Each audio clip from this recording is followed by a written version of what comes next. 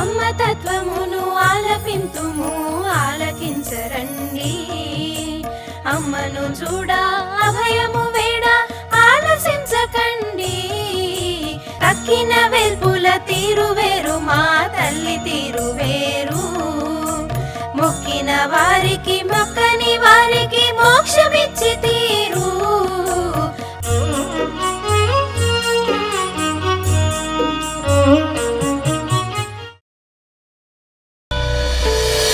మీరు మొదటిసారి వచ్చినప్పుడు జిల్లాలో 3 రూపురేఖలు ఎట్లా ఉండేవి?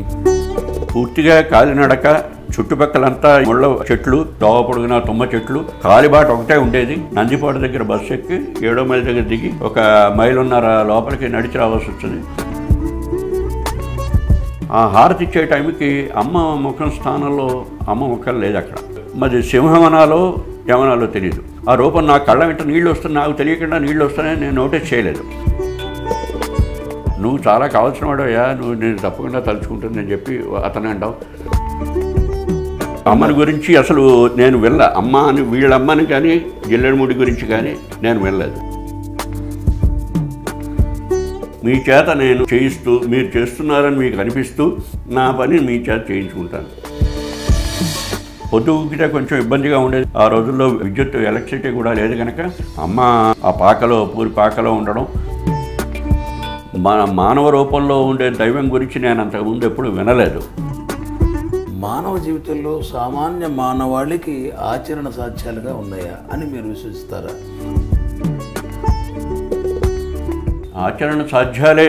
మనం ఆచరణ చెయ్యాలని మనం గట్టిగా నిర్ణయించుకుని అవి చేయగలిగితే అది వాళ్ళ జీవితానికి ఎంతో సాఫల్యాన్ని, వాళ్ళ జీవితం సార్థకం అవ్వడానికి ఉపయోగపడతాయి. తర్వాత అమ్మ దైవంగా మాకు దర్శనం ఇచ్చింది అనేవాళ్ళు ఉన్నారు. నాకు దైవంగా ఎప్పుడు దర్శనం ఇవ్వలేదు. ఇంతకన్నా మించిన శక్తి లేదు అనే భావం మాత్రం నాకు అమ్మను చూసినప్పటి నుంచి స్థిరపడింది. డాక్టర్ తంగిరాల సింహాద్రి శాస్త్రి గారు గత 50 సంవత్సరాలుగా అమ్మని దర్శిస్తూ అమ్మ అవ్యాజ కరుణకి పాత్రులైన కుటుంబంలోంచి వచ్చినవారు. వీరు హైదరాబాదులో NGRI సంస్థలో గ్రేడ్ F సైన్సిస్ట్గా డిప్యూటీ డైరెక్టర్ అంటారు ఇప్పుడు పనిచేసి, కుటుంబ సభ్యులందరూ కూడా అమ్మను అర్చించుకుంటూ అమ్మకి ప్రేమపాత్రులైన సభ్యులు. అమ్మ వారికి ఇచ్చిన అనుభవాల గురించి ముచ్చరించడం కోసంగా కలిసాం. అన్నయ్య గారు నమస్కారం. నమస్కారం. గత 50 సంవత్సరాలుగా మీరు అమ్మను దర్శించారు, అనేక అనుభవాలు మీకు ఉండుంటాయి.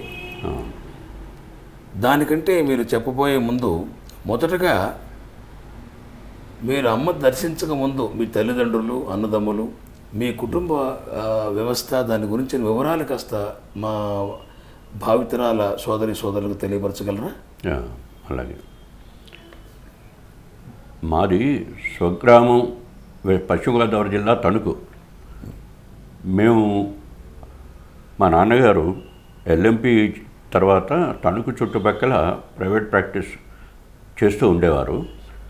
1944లో మా నాన్నగారి ఇక్కడ ఉద్యోగ అవకాశం జిల్లా పరిషత్, అప్పుడు డిస్ట్రిక్ట్ బోర్డ్ సర్వీస్ అంటారు, అప్పికట్లో రూరల్ డిస్పెన్సరీ అని దాంట్లో ఉద్యోగం వచ్చింది, ఆఫర్ వచ్చింది. అప్పుడు మా నాన్నగారు కుటుంబంతో సహా అప్పికట్ల 1944లో మేము వచ్చాం. మొదటిసారి తణుకు ప్రాంతం నుంచి మీరు అప్పికట్ల నాన్నగారి ఉద్యోగరీత్యా ఆ నాన్నగారితో పాటు అందరూ వచ్చాం. బాగుంది. చదువు అంతా, విద్యాభ్యాసం అంతా అప్పికట్లోనే జరిగింది.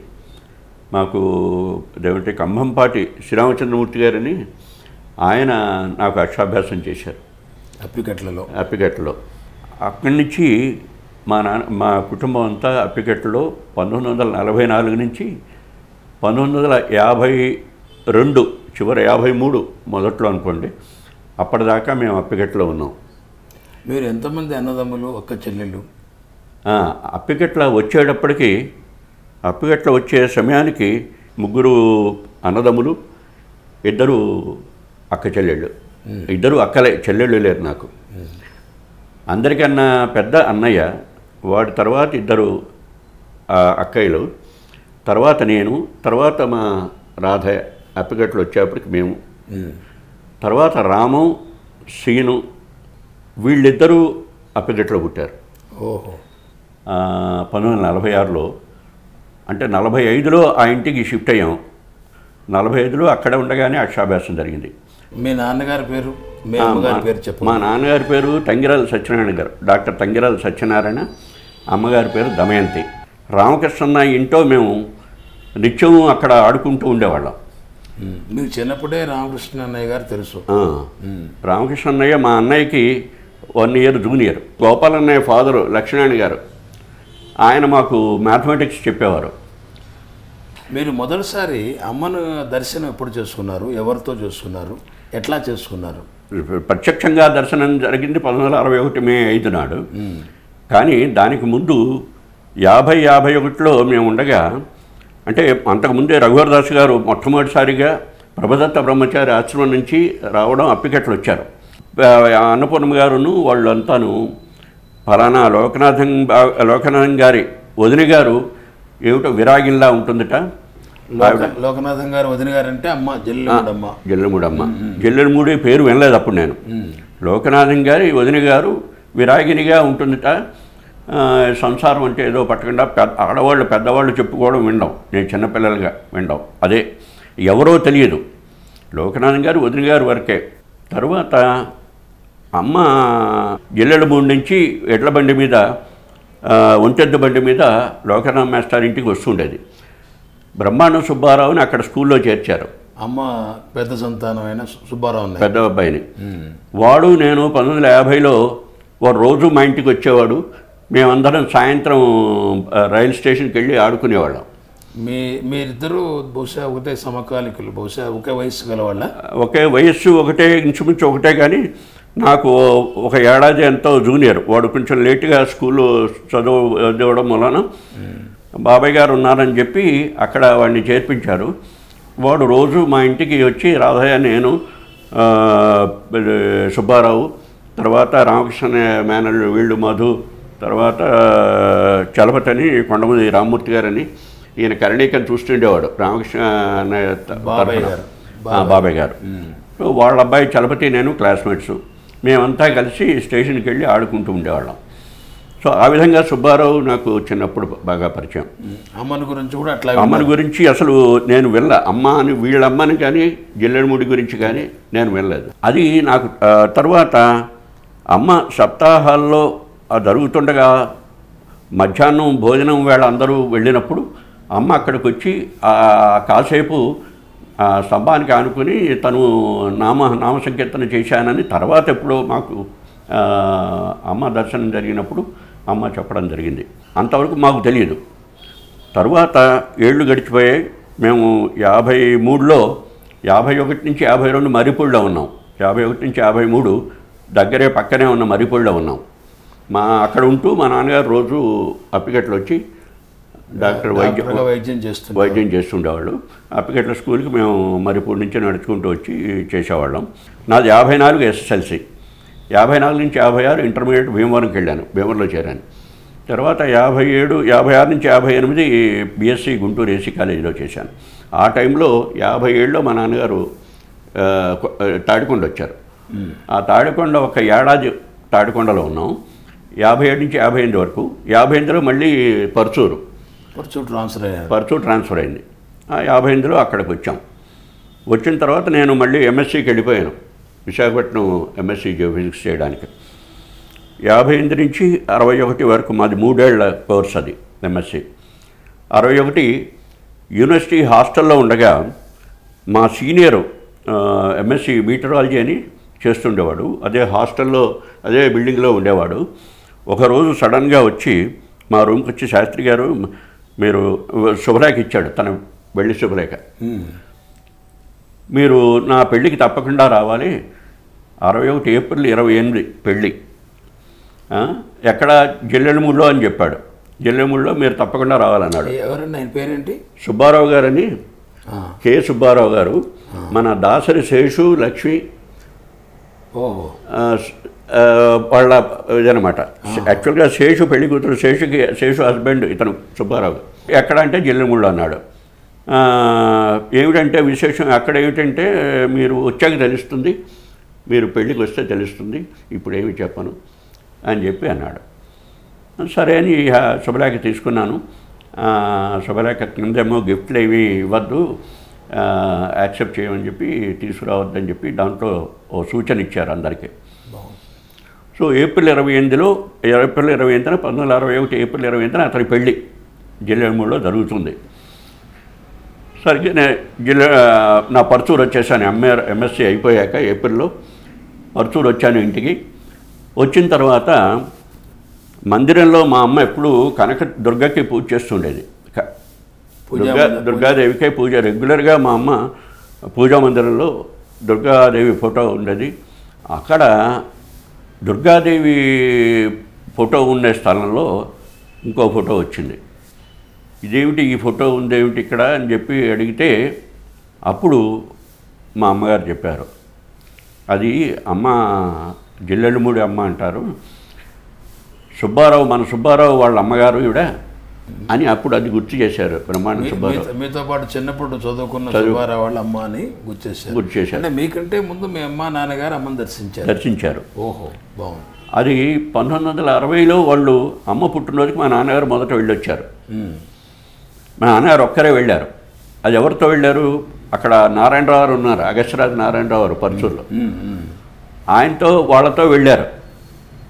జిల్లెడుమూడి ఫలానా అని తెలిసిన తర్వాత అప్పుడు ఆ ఫోటో తీసుకొచ్చి అమ్మ మందిరంలో పెట్టారు. అమ్మ కూడా వెళ్ళిన తర్వాత ఆ నారాయణరావు గారే అమ్మకి మే 5న అమ్మకి గులాబీలతో పూజ జిల్లెడుమూడిలో. ఆ రోజు ఇప్పటి అనసూయేశ్వరాలయం ఫౌండేషన్ శంకుస్థాపన రోజు అది మే 5. ఓహో, ఆ రోజు శంకుస్థాపన కార్యక్రమానికి అందుకోవాలనుకుని అని ఒక ప్రయత్నం. ఆ రోజు ఈయన నారాయణరావు గారు గులాబీలతో పూజ చేసుకోవాలని ఈయన ఇది. అందుచేత ఏం చేశారు, నారాయణరావు గారు మా ఇలాంటి డాక్టర్ గారి ఫ్యామిలీ వీళ్ళందరినీ అక్కడ జిల్లెడుమూడి తీసుకెళ్లాలని ఒక లారీ ఏర్పాటు చేశారు. ఓహో, లారీ ఏర్పాటు చేసి పొద్దున్నే ఆ టైంకి వెళదామనుకున్నది చివరికి అందరినీ లారీలో కూర్చోబెట్టారు. మా అమ్మ నాన్నగారు మా ముందు సీట్లో మా అమ్మని నాన్నగారిని కూర్చోబెట్టారు. వెనక లారీ బాడీలో అంతా మేమంతా లారీలో బాడీలో ఉంచున్నాం. ఆ రోజుల్లో కాలినడకే కదా, పైగా లారీ లోపలికి వెళ్ళదు. అంచేత ఏం చేసాం, అది మే నెల కనుక ఆ కాలువలు ఇదిగా ఉండవు, కాలువ డ్రైగానే ఉంటాయి కనుక దాటడానికి ఇబ్బంది ఉండదు, కానీ లారీ వెళ్ళదు. అంచేత బయట అక్కడ దిగిపోయాం. అందరం దిగి లోపలికి నడుచుకుని వెళ్ళాం. కాలిబాట అయిపోయి అందరం దిగి నడిచి వెళ్ళాం. అప్పటికేమైంది, మేము జిల్లెడుమూడి చేరేపటికి ఆ కార్యక్రమం అయిపోయింది. శంకుస్థాపన కార్యక్రమం అయిపోయి అమ్మ లోపలికి వెళ్ళిపోయింది. అంటే ఒకటేమిటంటే నాకు దైవము మానవ రూపంలో ఉండే దైవం గురించి నేను అంతకుముందు ఎప్పుడు వినలేదు. తర్వాత అక్కడికి వెళ్ళాకే ఈ రమణ మహర్షి గురించి కానీ వీళ్ళ గురించి కానీ విన్నది నేను అక్కడికి వెళ్ళాకే. మామూలుగా ఏదో ట్రెడిషనల్ పద్ధతిలో రాముడికి సప్తాహాలు ఇవి రఘువరదాస్ గారి దీంతో చేయడం అవి జరిగింది. సరే, నాకు అక్కడ జిల్లెడుమూడి అంటే సుబ్బారావు అమ్మగారనే దైవంగా నాకు ఆలోచన అది లేదు అప్పుడు. సరే, వెళ్ళిన తర్వాత అమ్మ స్నానానికి వెళ్ళిపోయిందన్నారు, లోపలికి వెళ్ళిపోయిందన్నారు.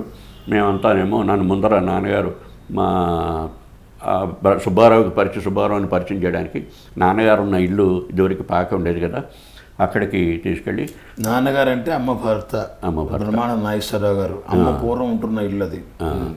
ఆ ఇంటి దగ్గర అక్కడ పాక ఉండేది. బామ్మ వాళ్ళంతా అక్కడ ఉండేవాళ్ళు, అమ్మ అత్తగారు.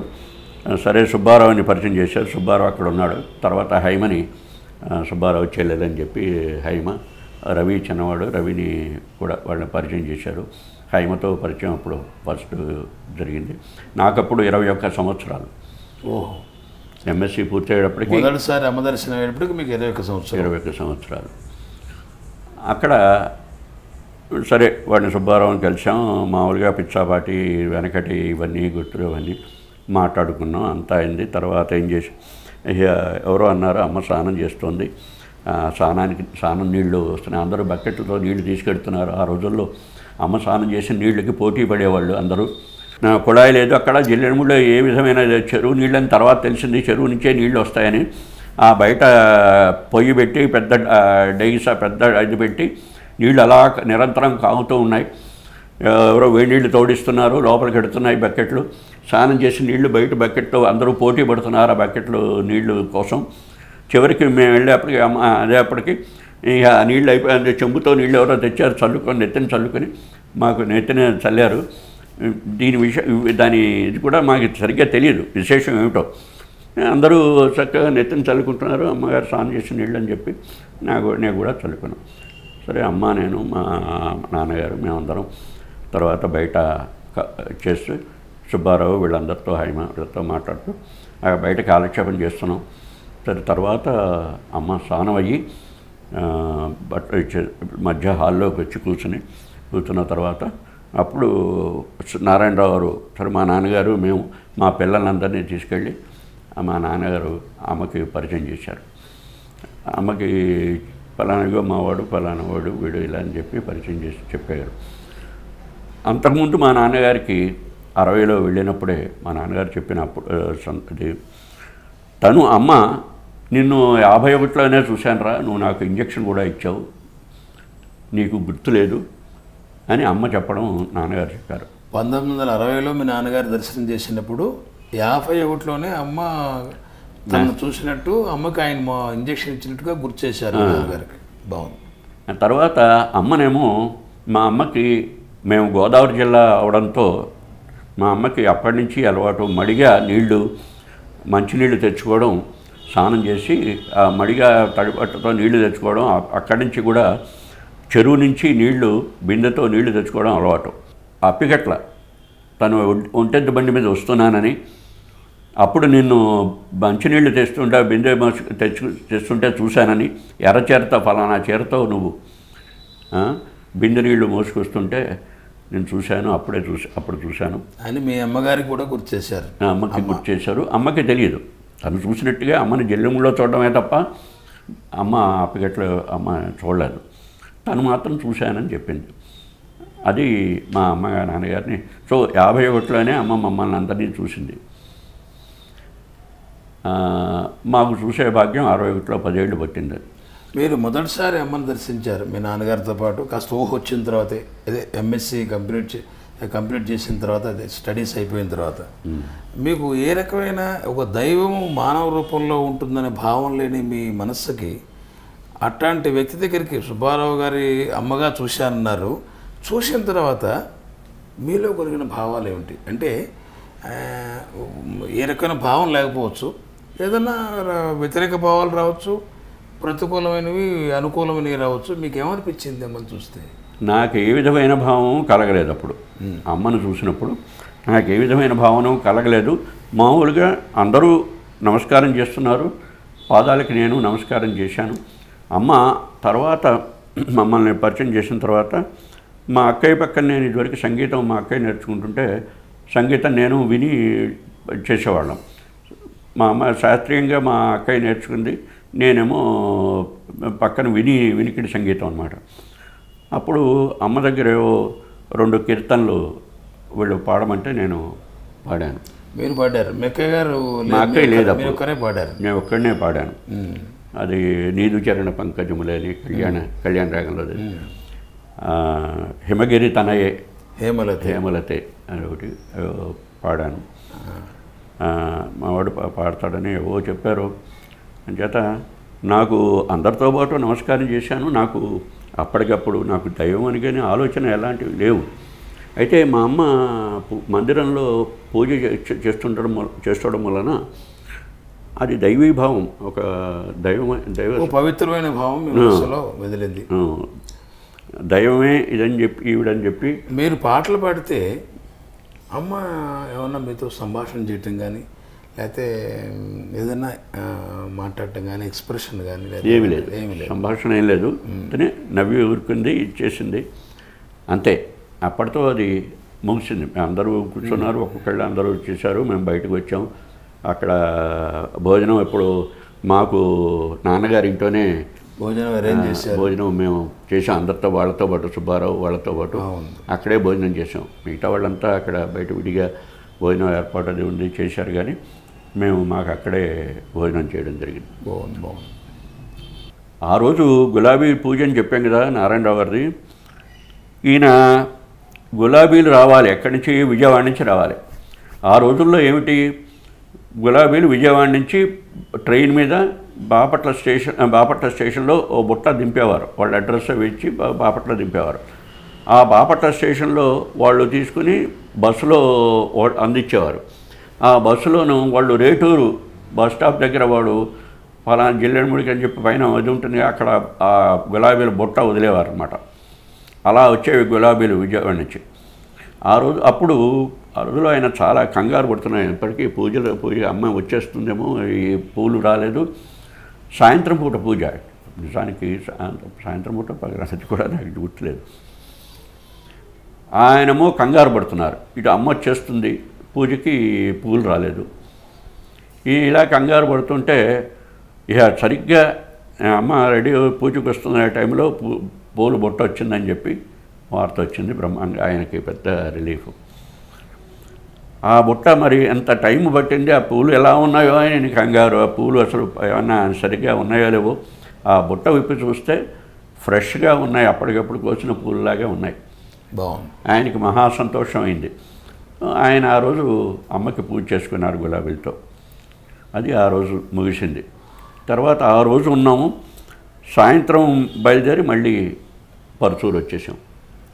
మీరు పరుచూరు వచ్చారు. ఒక్కటి ఏంటంటే ఆ రోజు మే 5 అమ్మ కళ్యాణ దినోత్సవం కూడా మనం ఇప్పుడు కూడా చేసుకుంటున్నారు ఇప్పుడు జనలమూడిలో. అప్పట్లో ఆ ఉత్సవానికి మీతో పాటు సుమారుగా ఎంతమంది ఆ రోజుల్లో జనం ఉండి ఉంటారు? ఆ ఒక్కరోజు సుమారు 200 మంది పైన ఉంటారు. అంటే మేము పరుచూరు నుంచి వెళ్ళే వాళ్ళం కాక బయట నుంచి వచ్చి చీరాల నుంచి మన రాజపాలెం రామచంద్రరావు గారు, పొట్టూరు సుబ్బారావు గారు, తర్వాత అప్పుడు శ్రీహర్షరావు గారు కూడా అప్పుడు వచ్చారు. ఆ రోజు వచ్చారో లేదో తెలీదు. మొత్తానికి దగ్గర అందరూ కలిపి 200 మంది ఉంటారు. వీళ్ళు మన దాసరి లక్ష్మి, శేషు అప్పుడు నాకు పరిచయం అయ్యారు. అప్పుడు లావణ్య పెద్దది, అందరికన్నా పెద్దది లావణ్య, తర్వాత లక్ష్మి, శేషు, వీళ్ళందరూ అప్పుడు అక్కడ ఉన్నారు. వీళ్ళందరూ ఎవరికి సంబంధించిన డివోటీస్ పిల్లల్లో మీరు చెబుతారా? ఇప్పుడు వీళ్ళందరూ కొమ్మూరు నుంచి వచ్చేవారా? ఎక్కడి నుంచి? వాళ్ళు గుంటూరు నుంచే వచ్చేవారు. గుంటూరు నుంచి వచ్చేవారు. వాళ్ళు గుంటూరు నుంచే వచ్చేవారు. కొమ్మూరు నుంచి మన శేషాచలం గారు వాళ్ళ వీరాస్వామి గారి పిల్లలు, శేషాచలం గారి పిల్లలు, విజయలక్ష్మి, వీళ్ళంతా వాళ్ళు కూడా వచ్చారు కొమ్మూరు నుంచి. మీరు మొదటిసారి వచ్చినప్పుడు జిల్లెలమూడి రూపురేఖలు ఎట్లా ఉండేవి? అది పూర్తిగా కాలినడక, చుట్టుపక్కలంతా ఈ ముళ్ళ చెట్లు, ఈ తుమ్మ చెట్లు, దోవ పొడుగున తుమ్మ చెట్లు, ఈ కాలిబాట ఒకటే ఉండేది. సాయంత్రం పొద్దుగుతేనేమో ఆ 7వ మైల్ దగ్గర బస్సులో వస్తే 7వ మైల్ దగ్గర దిగి నందిపాడు దగ్గర బస్సు ఎక్కి 7వ మైల్ దగ్గర దిగి 1 మైలున్నర లోపలికి నడిచి రావాల్సి వచ్చింది. పొద్దుగుకితే కొంచెం ఇబ్బందిగా ఉండేది. లైట్లు ఏమీ లేవు కనుక, ఆ రోజుల్లో విద్యుత్ ఎలక్ట్రిసిటీ కూడా లేదు కనుక అక్కడ ఊళ్ళోనేమో అరికల్లాంతరతోనే అన్నీ అమ్మ ఆ పాకలో పూరి పాకలో ఉండడం. అప్పటికే శేషగిరావు అన్నయ్య కూడా అప్పుడు మాకు జిల్లెడమూడిలో పరిచయం అయింది. శేషగిరావు అన్నయ్యను మా అమ్మ వాళ్ళు చిన్నప్పుడు ఆడుకునేవాళ్ళని అక్కడ తెలిసింది. ఎట్లా బెమ్మగారు వాళ్ళు? మా తాతగారు గుంటూరు సర్కిల్ ఇన్స్పెక్టర్గా చేసేవారు. మీ మాతామహులు? మాతామహులు బ్రిటిష్. నా పేరు సింహాద్రి శాస్త్రి, ఆయన దగ్గర నుంచి వచ్చింది. ఆయన పొన్నూరులో వీళ్ళు ఉండేవాళ్ళు. మా అమ్మ కన్నా పెద్ద ఆవిడ, వీళ్ళు ఒక సమవయస్కులు. శేషగిరావు గారు, మా అమ్మ పైన ఆవిడ, వీళ్ళంతా సమవయస్కులు. అంటే పొన్నూరులో ఆడుకుంటూ ఉండేవాళ్ళు, వీళ్ళంతా పొన్నూరులో ఉండేవాళ్ళు. అందుచేత మళ్ళీ ఆ పరిచయం మళ్ళీ జిల్లెడమూడి వెళ్ళినప్పుడు పునరుద్ధరణ. అంచేత జిల్లెడమూడిలో శేషగిరావు అని ఆయన కలిసినప్పుడు ఇగో ఈయన ఫలానా అదని చెప్పి మళ్ళీ అమ్మ చెప్పిందనమాట. అమ్మకి హారతి ఇస్తున్నారు, పూజ అంతా అయితే హారతి ఇస్తున్నారు. చివరికి వచ్చేప్పటికి మేము ఇక్కడే కూర్చున్నాం. అమ్మ మరి నా దృష్టి ఎలా అనిపించిందో ఏమిటో తెలియదు. ఆ హారతి ఇచ్చే టైంకి అమ్మ ముఖం స్థానంలో అమ్మ ముఖం లేదు అక్కడ. ఒక మరి సింహవనాలో యమనాలో తెలియదు. ఆ రూపం నా కళ్ళ వెంట నీళ్ళు వస్తున్నాయి, నాకు తెలియకుండా నీళ్ళు వస్తున్నాయని నేను నోటీస్ చేయలేదు. మా నీళ్లు కమ్మి అట్లా ఉందో పచ్చగాను పసుపు రంగులోను సింహం ముఖంతోనూ కనిపించింది. నేను చూస్తున్నాననే విషయం కూడా నాకు గమనింపు లేదు. ఆ తర్వాత ఇచ్చేశాను. అది అయిపోయిన తర్వాత మళ్ళీ మామూలు అమ్మ రూపం. అంటే అమ్మ స్థానంలో సింహం కనపడింది అంటారా, లేకపోతే అమ్మ ఆకారం అట్లా ఉండి ముఖం వరకు సింహం? ముఖం వరకే అమ్మ ఆకారం, మిగతాది నాకు కనిపించలేదు. ముఖం రూపమే చూస్తున్నాం. ఎందుకంటే మరి కింద వీళ్ళంతా కూర్చోవడం మూలనో లేకపోతే ఆ పైన హారతి ఇచ్చినప్పుడు ముఖం వైపే చూస్తున్నాం. అందుచేత ఓ సింహ రూపంలో, పూర్తిగా సింహం అని అనలేను, పసుపు రంగులో ఆ అమ్మ ముఖం కాకుండా ఇంకోటి ఏదో అక్కడ కనిపించింది. అది నేను చూస్తున్నాననే విషయం కూడా అప్పుడు గమనింపలేదు. తర్వాత మీకు అవేర్నెస్ లేదు. కళ్ళ నీళ్ళు వచ్చి ఆ కళ్ళ నీళ్లు కమ్మి అలా కనిపించిందో ఏమిటో తెలీదు. అప్పటితో అయిపోయిన తర్వాత అది ఆ రోజుకి అయిపోయింది. మర్నాడు ఆ రోజుకి రాత్రి అక్కడే ఉండి ఆ రోజు ఉన్నాం. మే 5, మే 6 కూడా ఉన్నాం. నాకు ఇప్పుడు గుర్తుంది. మే నారాయణరావు వాళ్ళు వెళ్ళిపోయారు. మేము మాత్రం ఉండిపోయాం. నాన్నగారు, మా కుటుంబం మేము ఉండిపోయాం. మా అమ్మ మేము ఉండిపోయాం. మే 6 ముందర రోజు మే 6నేమో అమ్మతో పగలు మళ్ళీ మామూలుగా అమ్మ దగ్గర కాలక్షేపం చేసాం. తర్వాత రాత్రి మేమంతా బయట పడుకున్నాం. అది ఆ పాక బయట ఇప్పుడు హైమాలయం ఉన్న చోట చాపలు వేసుకుని మేమందరం వరుసన పక్కన పడుకున్నాం. హైమ, నేను, రాధ వీళ్ళంతా పక్కన అందరం పడుకున్నాం. వాడు సుబ్బారావు మేమంతా పడుకున్నాం. అది హైమతో విడిగా నేను మొదటిసారి హైమక్కని సశరీరంతో ఉన్నప్పుడు చూసిన. తర్వాత మీకు ఒకరోజు సరే అమ్మ ముఖంలో గబక్కన సింహం లాంటి ఆకారం కనపడిందని, కళ్ళ ముట్టి నీళ్ళు అప్రయత్నంగా తిరిగినాయని, దాని గురించి మీరేం అప్పట్లో విశ్లేషించలేదు. రెండోసారి మళ్ళీ ఆవిడని చూడాలనే ప్రయత్నంలో భాగంగా రెండోసారి మీ అంతటా మీరే వెళ్ళారా? రెండోసారి కూడా మీ తల్లిదండ్రులతోనే వెళ్ళాల్సి వచ్చిందా? ఎందుకు వెళ్ళాలనిపించింది? పరిస్థితులు ఏమిటి? తల్లిదండ్రులతో మా నాన్నగారు ఉద్యోగంగా రీచ్ అక్కడ ఉండడం, మేము మాత్రం మా అన్నదమ్ములం, మా అమ్మ, నేను అప్పుడు ఆల్మోస్ట్ ప్రతి వారం జిల్లెడమూడి వచ్చేవాళ్ళం.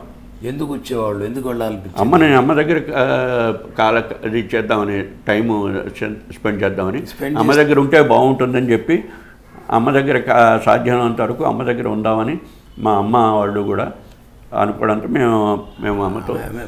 మెమ్మగారు వారి భక్తి ప్రపత్తులు సరే, మీరు తప్పకుండా చెప్పారు. మీరు మెమ్మగారిని తీసుకెళ్ళటం కోసం వెళ్ళారా? లేదు, మీకు ప్రత్యేకించి మీకు కూడా అక్కడ అమ్మ దగ్గరే ఉండాలనే ఆలోచన? నాకు కూడా అమ్మ దగ్గర ఉంటే చాలా బాగుంటుందని చెప్పి అనిపించి నేను కూడా మేమందరూ తరచూ జిల్లెడమూడి వెళ్ళొస్తున్నాం అమ్మ దగ్గరికి. ఇదే భావంతో వెళ్ళొస్తున్నాం. ఇంకా దైవత్వం అనేది ఇంకా పూర్తిగా లోపలికి సింక్ అవ్వలేదు అప్పటికి. అమ్మకి ఒక విధమైన మహిమలు ఉన్నాయని కానీ ఆ మహిమల గురించి నాకు ఎక్కువ ఆలోచన లేదు. నేను అప్పటికి కూడా ఈ బాబా గారు వీళ్ళంతా మెరికల్స్ చేయడం ఇలాంటి గురించి వినలేదు. వీళ్ళంతా మెరికల్స్ ఇవి అంటుంటే నేను వినడమేగా ఆ మెరికల్స్ ఏమిటో నేను ఎప్పుడు వినలేదు, సరిగ్గా నాకు తెలియదు. వాటి గురించి పెద్ద అవగాహన లేదు. అందరూ చేస్తారు, వాడు ఆయన ఎలా విభూతి ఇస్తారు ఇదని చెప్పుకోవడం విన్నాం. అమ్మ గురించి అప్పుడు ఈ పాటలు రాయడం, వీళ్ళు పాటలు పాడడం, తర్వాత ఈ టైంలోనే రాజుబాబు గారితో పరిచయం అవ్వడం.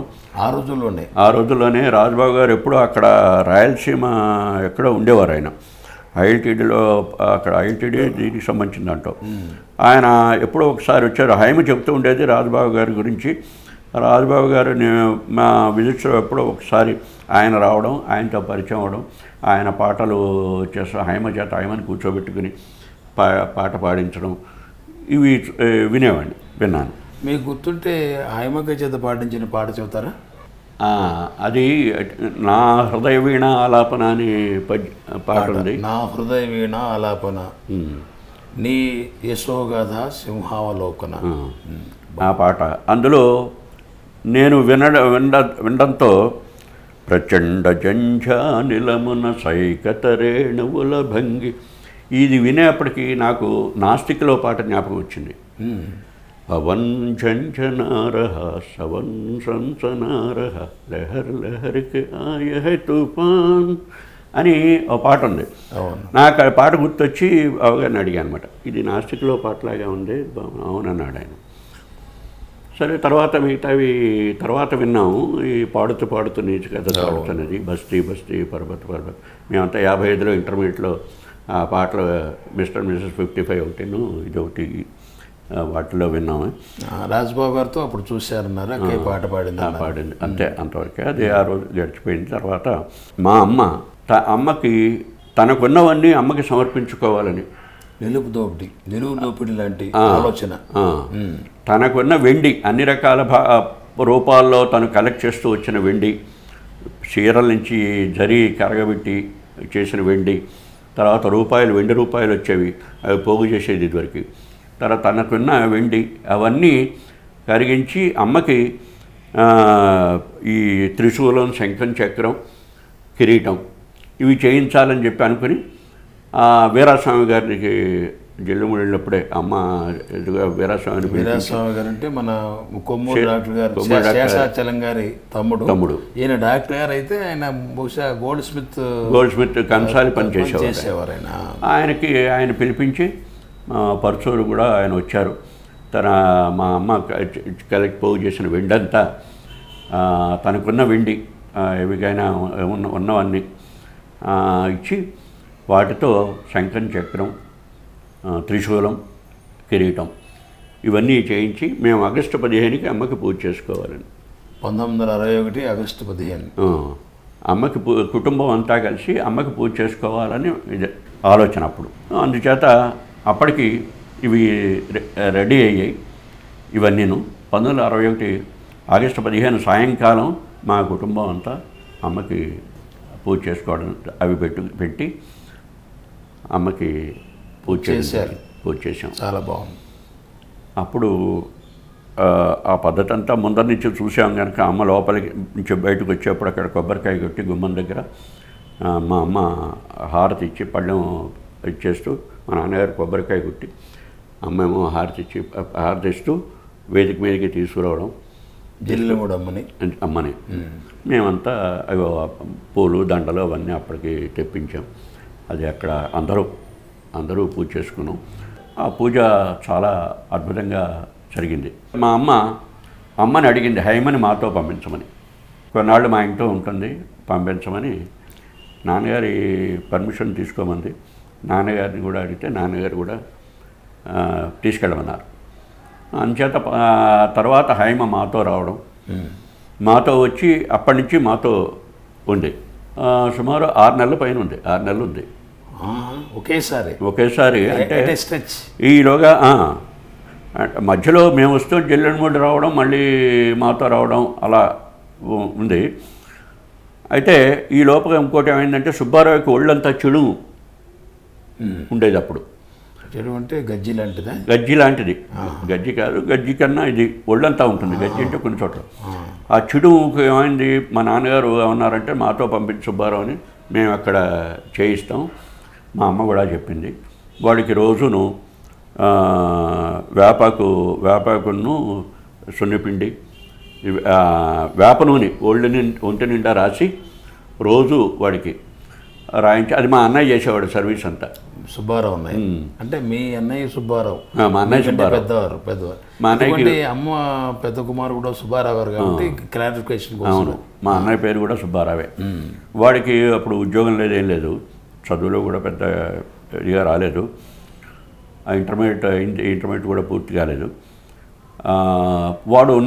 వాడు చేసేవాడు రోజు వేప నూనె పోయడం, వాడికి నలుగు వేపాకును ఇవన్నీ కలిపి రుబ్బి దాంతో నలుగు పెట్టడం, రోజు వాడికి వెన్నీళ్ళు స్నానం చేయించడం, ఆ టైంలో హైమ కూడా అప్పుడు అక్కడ ఉంది.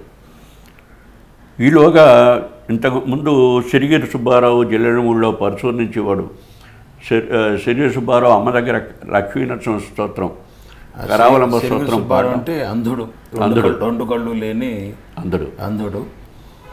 నేను విన్నదాని ప్రకారంగా పరచూరులో మేదర కుటుంబంలో పుట్టిన ఒక భక్తుడు. అది మాకు జిల్లెడమూడిలో సుబ్బారావు చూసాక పరచూరు వాడని నాకు తెలిసింది, అక్కడక్కడ అవడమే సుబ్బారావు అని. మీరు పరచూరులో ఉంటున్నా ఇప్పుడు పరచూరులో ఆయన చూడలేదు. జిల్లెడమూడిలో కరావలంబ స్తోత్రం అమ్మ ఎదురుగా పాడడం విని చాలా నేను మురిసిపోయాను. అంటే నాకు సంగీతం పట్ల ఉన్న అభిమానంతోనూ వాడు పాడిన విధానం, ఆర్తి కళ్ళనీళ్ళు తెప్పించాయి. అమ్మ ఇదైపోయి కదిలినట్టుగా వాడు చెయ్యి పట్టుకుని చేయడం అవన్నీ మనసులో ఉండిపోయాయి. వాడు సుబ్బారావు ఏం చేసేవాడు, హైమ సుబ్బారావు వీళ్ళు ఉండడంతో రోజు మా ఇంటికి వచ్చేవాడు సాయంత్రం. సిరిగిరి సుబ్బారావు రోజు ఇప్పుడు ముగ్గురు సుబ్బారావులు అయ్యారు. ఒకటేమన్నా అమ్మ పెద్ద కుమారుడు సుబ్బారావు, ఒక సుబ్బారావు గారు మీ అన్నయ్య గారు, ఇంకో సుబ్బారావు ఇప్పుడు మన కరావలంబ స్తోత్రం చదువుతున్న అంధుడైన భక్తుడు. రోజు వచ్చేవాడు, కాలక్షేపం, కబుర్లు, పద్యాలు పాడేవాడు, పాటలు పాడేవాడు సుబ్బారావు. వీళ్ళకి కాలక్షేపం హైమ వీళ్ళు అన్నప్పుడు అప్పుడే ఆ రోజుల్లో మాకు అనుభవం అంటే మొట్టమొదటిసారిగా అమ్మ వచ్చినట్టుగా గుర్తు. అక్కడ సువాసనలు వస్తాయని, పరిమళాలు అక్కడ ఎప్పుడూ లేని పరిమళాలు వస్తాయని విన్నాను. కానీ ఆ పరచూరులో మా ఇంట్లో ఉండగా ఓ రోజు సాయంత్రం ఉన్నట్టుండి ఈ సుగంధ పరిమళాలు రావడం, పక్కనేమి లేకుండా, పక్కనేమి అటుపక్క ఎలాంటివి లేవు, మాకు అక్కడ చెట్లు లేవు, ఏం లేవు అసలు, అలాంటివి ఉండడానికి అవకాశమే లేదు. అలాంటి చోట సడన్గా ఈ సుగంధ పరిమళాలు రావడం, ఆ పరిమళాలు రావడం వస్తే అగో అప్పుడు వీళ్ళు ఉన్నారు కనుక ఇగో అమ్మ వచ్చిందని చెప్పి అనడం నోటీస్ చేశారు. వాళ్ళు అనుకున్నారు అప్పుడు ఇది ఇలా వస్తుందని చెప్పి మాకు తెలిసింది. అంటే అంతకుముందు విన్నారు, ఇప్పుడు చూసాం. వాళ్ళు అది అనుభవంలోకి వచ్చింది. అది మొదటిసారిగా అంతే. తర్వాత ఆ జిల్లెడమూడిలో ఉండగానే పరచూరులో ఉండగా ఇంకొల్లు వాళ్ళు అమ్మ ఉత్సవం ఏదో వాళ్ళు ఇంకొల్లులో ఏర్పాటు చేశారు. చేస్తే ఆ జిల్లెడమూడి వెళ్ళి అమ్మని కలిసి అమ్మ ఇది తీసుకుని హైమని పిలుస్తామని చెప్పి తీసుకెడతాం అంటే జిల్లెడమూడి అదే పరచూరు వెళ్ళి వారిని అడగండి అని చెప్పి అంటే వాళ్ళు వచ్చి ఇన్వైట్ చేశారు. మా అమ్మ హైమక్కని మా అమ్మని వాళ్ళని ఇన్వైట్ చేశారు. చేస్తే అప్పుడు మా అమ్మ హైమని తీసుకుని ఇంకొల్లు వెళ్ళింది. ఎందుకంటే మా అమ్మని ఎప్పుడూ విడిచిపెట్టేది కాదు హైమ. అమ్మకి చాలా మా అక్కయ్యలు ఇద్దరికంటే కూడా చెంగు పట్టుకునే తిరుగుతూ ఉండేది. అమ్మకి హైమ అంటే అమితమైనది. మా సొంత అక్కయ్యలు కూడా అమ్మతో అలా ఇదవలేదు. అందుచేత మీ అమ్మగారికి అంతటి అమ్మకి ఉంది, హైమకి అమ్మ అంటే అమితమైన. దాంతో సరే వాళ్ళిద్దరూ అమ్మని తీసుకుని వెళ్ళారు. అక్కడికి వెళ్ళాక వాళ్ళు ఏం చేశారు, ఉన్నట్టుండే హైమని అక్కడ వేదిక మీదకి ఎక్కించారు. అమ్మ ఇదివరకు చిన్మాత అని రవి ఆట పట్టించేవాడు, హైమని ఆట పట్టించేవాడు. అక్కడ పరచూరు అక్కడికి వెళ్ళాక ఇంకొల్లోనూ ఈవిడ చిన్నమ్మగారు వచ్చారు, చిన్మాత వచ్చారు అని చెప్పి వేదిక మీద హైమకి పూజ చేసి అలంకారం ఏం లేదు, హైమకి పూజ చేశారు. అయితే హైమకి ఏ సుతరాము ఇష్టం లేదు అది. కానీ తను వెళ్ళిన అక్కడ ఉన్న పరిస్థితిలో తనకి అభ్యంతరం చెప్పడానికి అవకాశం లేకపోయింది. అందుచేత ఆ కాసేపు భరించి వచ్చింది. తర్వాత మా అమ్మ చెప్పడం అన్నమాట. మా అమ్మ చెప్పడంతో మాకు తెలిసింది. అంతే. తర్వాత ఇగో నెలలు గడుస్తున్నాయి. మా సుబ్బారావుకి తగ్గిపోయింది, వాడు జిల్లెడమూడి వెళ్ళిపోయావు. అది పూర్తిగా తగ్గాక సుబ్బారావు అనే సుమారు ఎన్ని నెలలు మీ దగ్గర ఉండుండొచ్చు? వాడు 2 నెలలు ఉన్నాడు. 2 నెలలు ఉన్నాడు. తర్వాత వాడు వెళ్ళిపోయాడు. అక్టోబర్లో మళ్ళీ మేము దసరాలకి అందరం జిల్లెలమూడి వెళ్ళాము. నవరాత్రులు పూజలు జరిగాయి. ఆ నవరాత్రికి అంతటా అందరం ఉన్నాము. ఉండి నవరాత్రులు అయిన తర్వాత ఆ మర్నాడు ఎప్పుడో మళ్ళీ తిరిగి వచ్చాం. మాతో పాటు మళ్ళీ హైమ వచ్చింది. ఓహో. తర్వాత మేము తణుకు వెళ్ళాము. మేమందరం మీ స్వస్థలం అంటే మా అక్కడ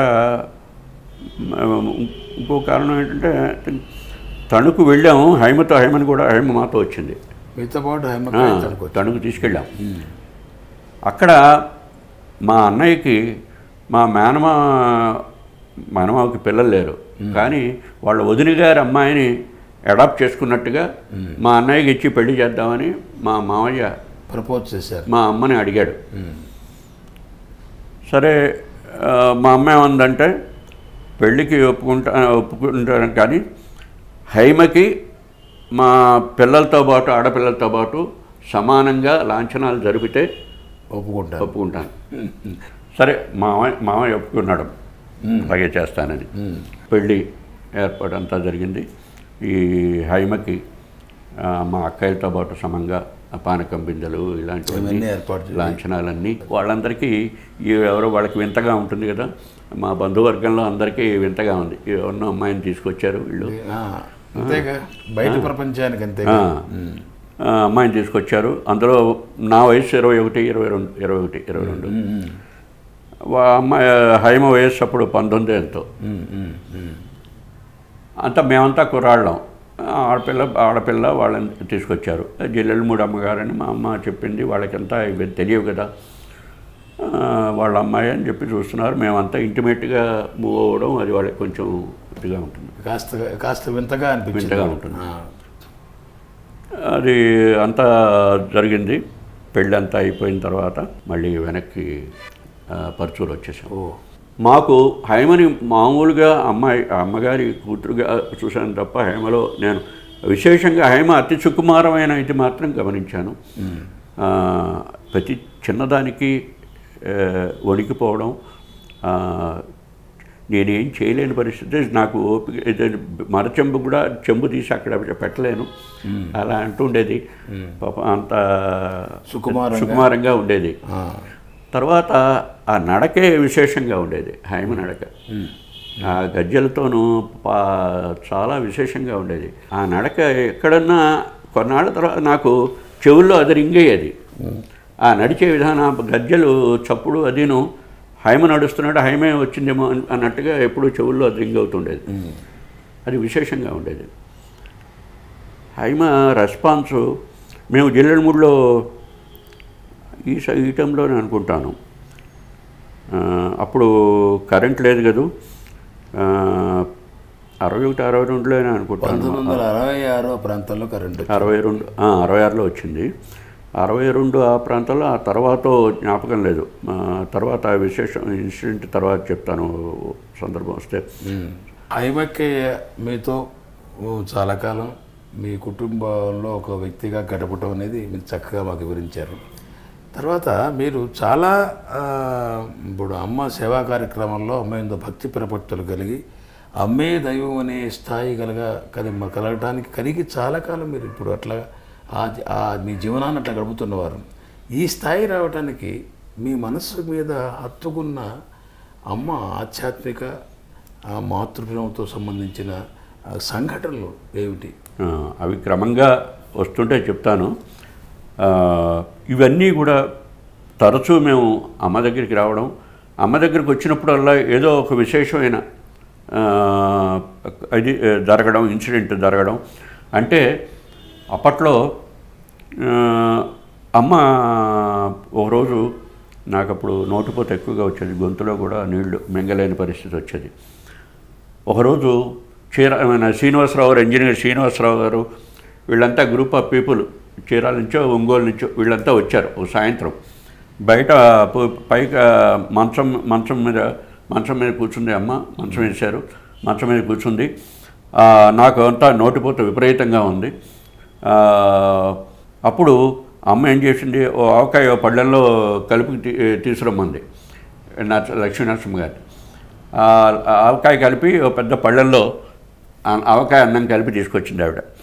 తీసుకొస్తే అప్పుడు అందరికీ పెట్టింది, ఆకుల్లో ఇచ్చారు, ఆ చేతుల్లోనే పెట్టింది. అమ్మ తీసి ముద్ద పెడితే అది చూడడానికి చిన్నదిగా ముద్ద వేస్తే మనకి చేతిని దోశలు పడితే దోశని మించిపోయింది. నాకు అందులో నోటిపోతూ ఉండడంతో అందులో ఆవకాయ అన్నం నేను కూడా ఉత్సాహంతో వెళితే తీసుకుని తిన్నాను. ఇంకా ఫస్ట్ మొట్టమొదటి ముద్ద లోపలికి వెళ్ళడంతో మసాలానికంటి కళ్ళ నీళ్ళు తిరిగి అమ్మ దగ్గర ఉండకుండా అటు వెళ్ళిపోయాను, అవతలకి వెళ్ళిపోయాను. నాకు తట్టుకోలేక కళ్ళనీళ్ళు వస్తున్నాయి అక్కడ ఎదురుగా ఈ మంటకి, అసలే నోటిపోతా వెళ్ళి బయట తిన్నాను. అలాగే తిన్నాను. అప్పుడు అమ్మ మంచం మీద కూర్చున్నప్పుడు, అమ్మ బాగా ఎత్తుగాను మనిషి, మామూలుగా 5 అడుగులు ఉండే మనిషి, బాగా పెద్ద అమ్మలాగా, పెద్ద అమ్మ అని అన్నారు. ఇంత పెద్ద మనిషి, పెద్ద అమ్మ అన్నం పెడుతున్నట్టుగా వీళ్ళందరికీ ఒక క్షణం అలా అనిపించింది. సరే అది తిన్నాను. తర్వాత మంటతో నేను అవస్థ పడుతున్నాను అక్కడ. ఇదంతా అయిపోయింది. అమ్మ లోపలికి మంచం వేశారు, మళ్ళీ లోపల కూర్చుంది. నా కోసం గౌరవించింది అమ్మ. సరే అమ్మ దగ్గరికి వెళ్ళాను, చూసింది బాగా. అప్పుడు యాపిల్ ఒకటి కోసి యాపిల్ తినమని నోట్లో పెట్టాను. ఆ యాపిల్ ముక్కలు నోట్లో పెట్టింది, ఈ మంట అంతా తగ్గడానికి, ఉపశమించడానికి. అది అంటే అమ్మ పెట్టే ముద్ద అలా ఎన్నోసార్లు జరిగింది. అమ్మ ఇంత చేతిలో పెట్టడం, మేము అది దాంతోనే కడుపు నిండడం ఎన్నోసార్లు జరిగింది. ఇవన్నీ విశేషంగానే కనిపించేవి. అది సామాన్యమైన మనుషులు చేసేది కాదు అవి. అందుచేత ఇవన్నీ విశేషంగా మనసులో ఉండిపోయాయి, ఒకటి తర్వాత ఒకటి. అందుచేత ఇది విశేషమే, అది మామూలు ఇది కాదు అని చెప్పి అనేది ఒక మీ భావన, మీ భావం అప్పుడు ఏర్పడింది. తర్వాత నేను 62లో నాకు ఉద్యోగం లేదు. అప్పుడు 61 నుంచి 62 దాకా కూడా ఖాళీగా ఉన్నాను. ఎంఎస్సీ చేసినా కానీ నాకు ఉద్యోగ అవకాశాలు రాక నేను హైదరాబాద్లో, మా అక్కయ్య వాళ్ళు హైదరాబాద్లో ఉండేవాళ్ళు, వాళ్ళు ఉండి ఉద్యోగ ప్రయత్నం చేస్తుండేవాడిని. అప్పుడు రోజు పొత్తూరు వెంకటేశ్వరరావు ఆంధ్ర జనతాలో సబ్ ఎడిటర్గా చేసేవారు. గాంధీ భవన్లో ఉండేది వాళ్ళ ఆఫీసు. రోజు అప్పుడు పొత్తూరు వెంకటేశ్వరరావుతో పరిచయం అయింది. కేశవ శర్మతో కూడా ఆ సమయంలోనే పరిచయం అయింది. చంగిరాల కేశవ శర్మతో ఏం చేసేవాడు, నేను చంగిరాల కేశవ శర్మ మా అక్కయ్య వాళ్ళ ఇంటికి మొదట నల్లకుంటలో ఉండేవాడు, నల్లకుంట వెజిటబుల్ మార్కెట్ దగ్గరలో. సో సాయంత్రం నేను అతను ఆఫీస్ నుంచి వచ్చే టైంకి నేను రోజు సాయంత్రం వాళ్ళ ఇంటికి వెళ్ళేవాడిని, కేశవ శర్మని కలిసేవాడిని. తర్వాత ఈ ప్రయత్నంలోనే పొత్తూరు వెంకటేశ్వరరావు ఇంటి ఆఫీస్కి రోజు సాయంత్రం వెళ్ళేవాడిని. వెళ్ళి పేపర్లో ఆయన పనిలో ఉంటే నేను పేపర్లో రోజు చూసుకోవడం, ఈ వాంటెడ్ కాలమ్స్ చూసుకోవడం, ఉద్యోగాల కోసం చూడడం, ఇది చేస్తూ సాయంత్రం పూట ఏం చేసాం, పొత్తూరు వెంకటేశ్వరరావు నేను ఆఫీస్ అయిపోయాక సాయంత్రం మేము ఇద్దరం కలిసి పబ్లిక్ గార్డెన్స్కి వెళ్ళేవాళ్ళం. కేశవ శర్మ వాళ్ళ ఆఫీస్ నుంచి అతను వచ్చేవాడు పబ్లిక్ గార్డెన్స్కి. వచ్చి మేము ముగ్గురం కలిసి కూర్చుని అమ్మ గురించి కబుర్లే. కేశవ శర్మ అన్నయ్య కలిస్తే అమ్మ గురించి తప్ప ఇంకా వేరే సంభాషణ వచ్చేది కాదు. అసలు వేరే సంభాషణ అవకాశమే ఉండేది కాదు, అలా ఉండేదన్నమాట. అంచేత ఉన్న కాసేపు అమ్మ గురించి, అంటే అక్కడ ఏం జరుగుతుంది, ఇప్పుడు కొత్తగా వచ్చిన వాళ్ళు ఎవరు, వెళ్ళిన వాళ్ళు ఎవరు, అక్కడ ఈ మధ్య ఏం జరిగాయి, ఇలాంటి కబుర్లు అమ్మ ధ్యాస బాగుంది చెప్పుకోవడం. మళ్ళీ సాయంత్రం మళ్ళీ ఇంటికి తిరిగి రావడం, అతను వాళ్ళ ఇంటికి, నేను మా అక్క ఇంటికి. నేను రకరకాలుగా ఇక్కడ ప్రయత్నాలు చేశాను. కాలినడకనే, చిక్కడపల్లి నుంచి డబ్బులు ఉండేవి కాదు కదా, కాలినడకనే హ్యాబిట్స్ అవి వెళ్ళి అన్ని స్కూళ్ళకి, టీచర్ పోస్ట్కి కూడా ఏమన్నా అవకాశాలు దొరుకుతాయేమని ప్రయత్నం చేయడం. నా అదృష్టమో దురదృష్టమో తెలియదు, రాలేదు.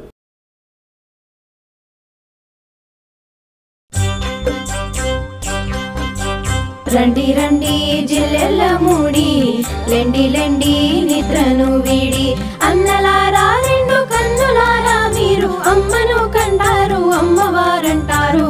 రండి రండి జిల్లెల్ల మూడి, లెండి లెండి నిద్రను వీడి. రండి రండి జిల్లెల్ల మూడి, లెండి లెండి నిద్రను వీడి. రండి రండి జిల్లెల్ల మూడి, లెండి లెండి నిద్రను వీడి.